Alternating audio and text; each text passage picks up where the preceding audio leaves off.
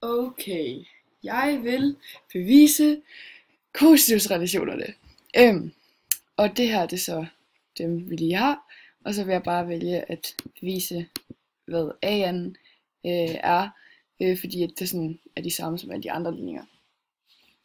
Så det er sådan den samme forklaring, bevis ting.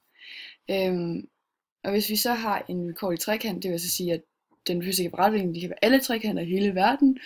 Nej. Så har vi jo nogle sider, eller nogle vinkler, som er A, B og C.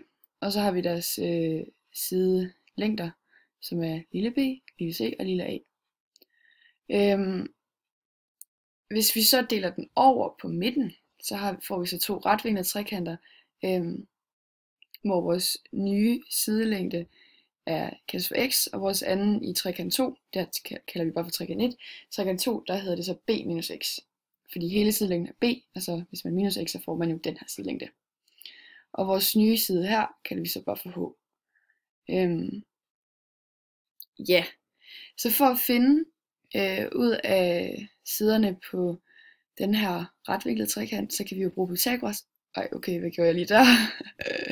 What the fuck? Nå, det er ligegyldigt. Sådan. Så vi bruger Pythagoras, som jo er A'en plus B'en lige med C'en.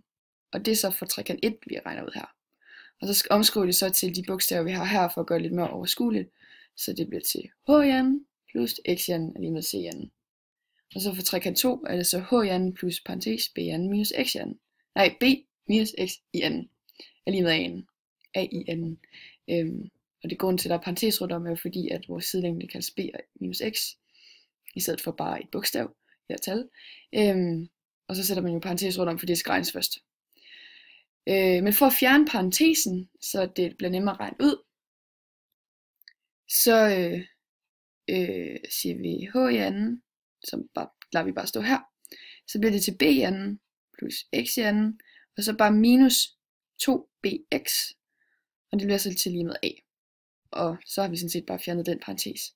Og så ved vi, at man kan finde en vinkel ved at sige, jeg kan lige hurtigt skrive det her, cos til a og er lige med x divideret med c. Altså den hosliggende katete divideret med hypotenusen. Og det er derfor, vi har ved, at x er lige med det. Ja. Så for at kunne bevise den her ligning, så skal vi minuse de her to ligninger. Det gør vi så ved at sige, ja, hvad gør vi egentlig? Vi siger h i anden, h i anden, plus b i anden, plus x i anden, ja, minus 2bx, og så skal vi så minuse med det heroppe, h i anden, og vi skal lige huske at sætte parentes rundt om, for ellers så bliver det helt kukuk. Ja, x i anden, og det bliver så til lige med a i anden minus c i anden. Ja, så hvis det går lidt langsomt. I can't help it. Ja, og vi kan så fjerne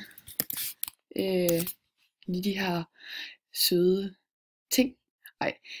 Vi ved at, okay, det gav ikke mening det jeg lige sagde. Vi kan få h i anden gå ud med h i anden, fordi der står minus foran parentesen, så det fjerner vi så bare. Det kan vi lige gøre her. Væk med det, og væk med den, og x i anden går ud med x i anden. Så det er lækkert. Så tilbage har vi sådan set bare b i anden minus 2bx lige med a i anden minus c i anden. Og for så at isolere a, så vi kan få det til at ligne den her ligning heroppe, så siger vi a i anden er lige med b i anden, og så fordi at der står minus for en c i anden, og når man så rykker det om på en anden side ligningstegn, skal man jo ændre fortegn, så bliver det til plus c i anden, og så minus 2bx. Og det var faktisk bare det. Nej, det var det faktisk ikke. Ups, jeg glemte lige noget. Sorry. Så ved vi jo, upsi, at x er lige svarer til det vi har heroppe, som er c gange cos til a, så kan vi sådan set bare skrive x om, så der kommer til at stå an er lige med b i anden plus c anden minus 2 gange b.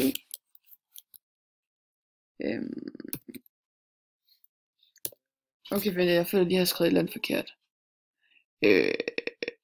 Nej, det har jeg ikke. Nej. 2 gange b gange c heroppe gange cosinus til b.